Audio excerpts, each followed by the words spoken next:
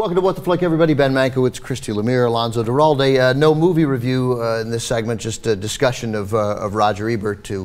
Christy and I had, Christy particularly, but I had I replaced, which is weird, and a bit of a burden. So we're just going to talk a little bit about our thoughts on Roger. You worked for him. He hired you to be the new him. Or to be a new version of them. I saw you as the new Gene Siskel. Really? It's the hair.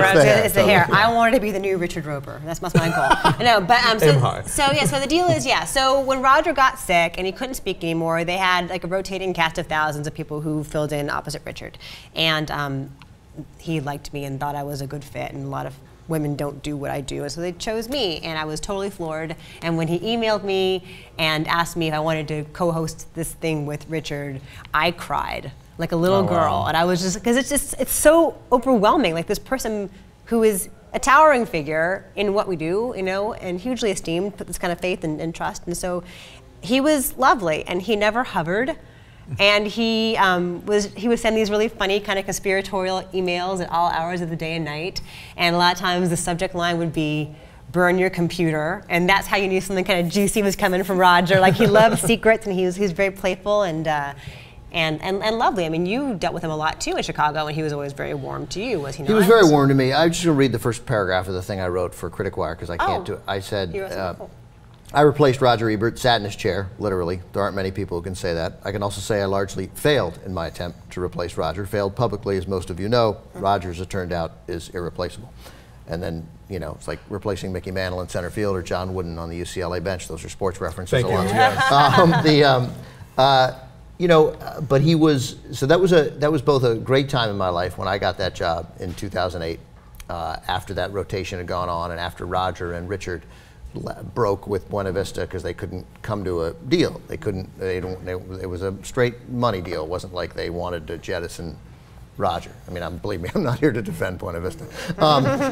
And that was a great break in my life, and then also a very difficult year. You know, as I wrote in this piece, never have I gone into a room in my life and felt less welcome in the room as when I went into those screenings in Chicago. And it was much worse for Ben Lyons. Right. But that said, the person who was warmest to me always was Roger. He was always kind. He sent me emails. He was encouraging, even though it was very clear that he hated the show. Hated this incarnation of the show. He hated this incarnation of the show. Right. Well, I mean, I think he was too tough on Ben. He was a little mean to Ben. I thought he was unnecessarily mean to Ben Lyons, who is a really decent guy and a smart guy, and never had a shot, and may have been the wrong choice, but didn't deserve what he got. But Roger was always incredibly kind and decent, and didn't have to be at all. And we, you know, emailed each other, and you know, I don't want to overstate it. It wasn't like we were, but it was a meaningful connection for me, even if it wasn't terribly close. And Chaz was always great to me too. Yeah, I mean, Roger was always really generous. I mean, I literally grew up watching this guy. I mean, I remember when I was about 9 or 10, he and Gene did an episode of, this was still sneak previews, you know, on PBS, where they talked about how they reviewed movies, like the whole process of them going to screenings and what they wrote about, blah, blah. And I remember grabbing a pad and taking notes. Like, I was so excited they were going to sort of lift the veil on how all this stuff worked, you know. And then my encounter with him was, in 1995, I just become the artistic director of the USA Film Festival in Dallas, and it was the 25th anniversary festival, and it was on my shoulders to put together this whole thing, and it was kind of terrifying.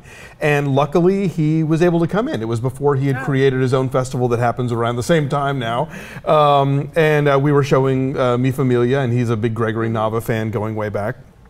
So he came in, did a bunch of Q&As, presented a great director tribute to Paul Schrader, because the two of them had been co-panelists at the early incarnation of the USA Film Festival, and they had film critics picking the films, and Schrader, you know, started out as a critic. So they were old buddies, and he was just so generous with me, and you know, giving me advice about things. Like, I was dealing with just little minutia stuff at the theater, and the filmmakers were all going off to dinner, and he was like, "No, you need to come to this dinner." You know, and I was like, "Oh, okay, yes, you're right." You know, just stuff like that. I mean, just went out of his way to sort of guide this terrified 27-year-old through this complicated process, and really supportive, and said great things about the festival and talked it up. And Chaz came with him, and I'd never met her before, and she was just lovely. And I would see them years at other festivals years after that. They were always super sweet. And yeah, I mean, just so he was an idol of mine, and then to turn out to actually, as so many times you meet your idols and it's like, oh, right, I wish I didn't know. And he did not disappoint. He really was what you would want, when you meet somebody who really molded what your life was going to turn out to be. Well, what you're saying about how decent he was to you, I think is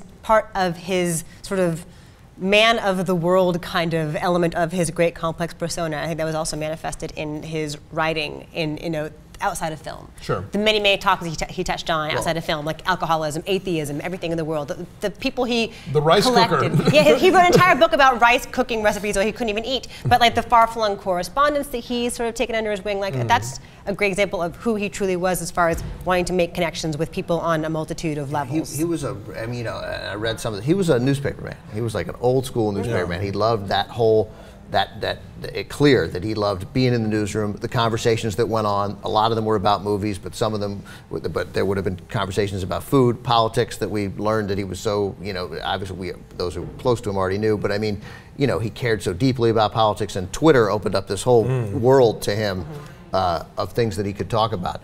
And I thought in that Chris Jones piece in Esquire, that which was really revealing, that piece. I don't know if you remember it, but it was, and it showed him, with what had become of his jaw and in how he looked at that time, and he wrote so sort of honestly about that. Like at first he was taken aback. He gasped when he saw his own picture, and then he thought, "No, look, this is how I look. Yeah. This is what it is. So now this is not the time for me to be asking for a touch-up or a rewrite."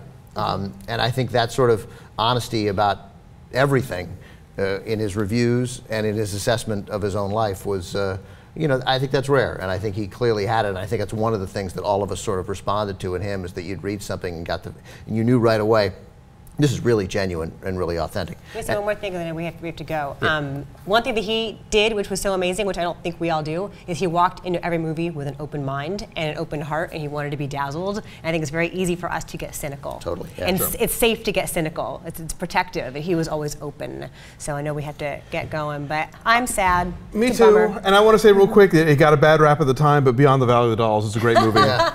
There, I said it. Go rent it. In honor of Roger. Bye. Bye.